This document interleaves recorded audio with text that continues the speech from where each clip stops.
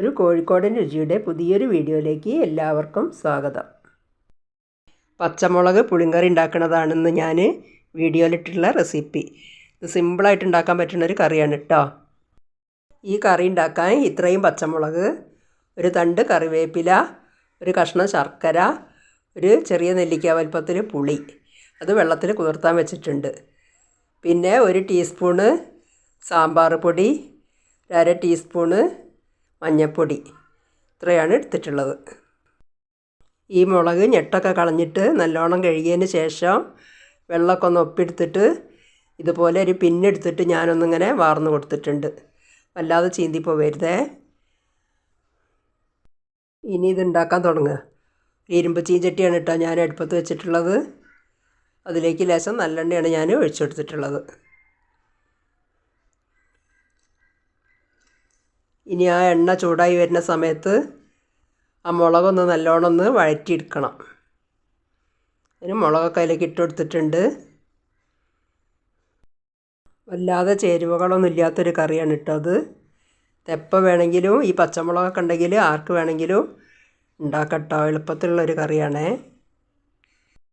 ഈ മുളക് നല്ലോണം ഒന്നിങ്ങനെ വഴണ്ട് വരുമ്പോൾ ഒരു വെള്ള കളറാവും. ആ കളറാവുന്ന സമയത്താണ് ഇങ്ങോട്ട് കോരി മാറ്റേണ്ടത്. അതുവരെ ഒന്നിങ്ങനെ എണ്ണയിലിട്ടിട്ട് ഇങ്ങനെ ഇളക്കി കൊടുക്കുക. അപ്പോൾ അതാ ഇതൊക്കെ ഒരു വെള്ള കളറായിട്ടുണ്ട്. ഇതൊരു പാത്രത്തിലേക്ക് കോരി മാറ്റുക.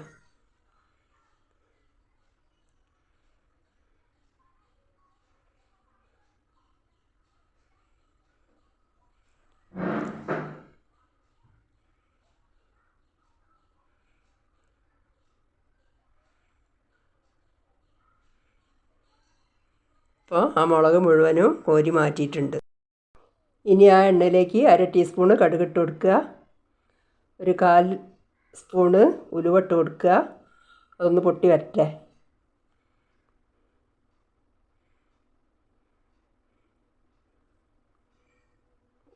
ഇപ്പോൾ ഈ ഉലുവയും കടുകൊക്കെ പൊട്ടി വന്നിട്ടുണ്ട്. ഞാൻ നെല്ലിക്ക വലുപ്പത്തിൽ പിഴിഞ്ഞ് വെച്ച പുളിവെള്ളം ഉണ്ടല്ലോ, അതിലേക്ക് ഒഴിച്ചു കൊടുക്കുക.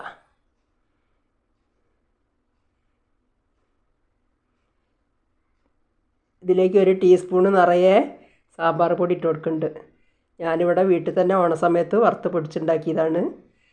ഒരു 1/4 ടീസ്പൂണ് മഞ്ഞൾപ്പൊടി ഇട്ട് കൊടുക്കുക. എന്നിട്ട് നല്ലോണം ഇളക്കി യോജിപ്പിക്കുക. വേറെ ഒന്നും ചേർത്തില്ല കേട്ടോ ഈ കറിയിൽ. ഇനി പാകത്തിനുള്ള ഉപ്പിട്ട് കൊടുക്കുക. പിന്നെ ഒരു കായപ്പൊടി ഉലുവപ്പൊടി ഒന്നും ഇതിൽ ചേർത്തി കൊടുക്കണില്ല. ആ സാമ്പാർ പൊടി തന്നെയാണ് കൊടുക്കുന്നത്. കുറച്ച് കറിവേപ്പില ഇട്ട് കൊടുക്കുക. നല്ലോണം ഒന്ന് തിളച്ച് കുറുകി വരട്ടെ.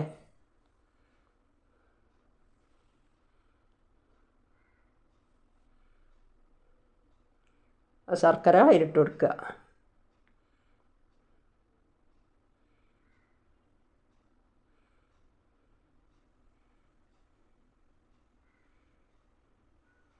ഇപ്പോൾ ഇത് നല്ലോണം തിളച്ച് വന്നിട്ടുണ്ട്. ഇനി ആ വഴറ്റി വെച്ച മുളക് അതിലേക്ക് ഇട്ട് കൊടുക്കുക.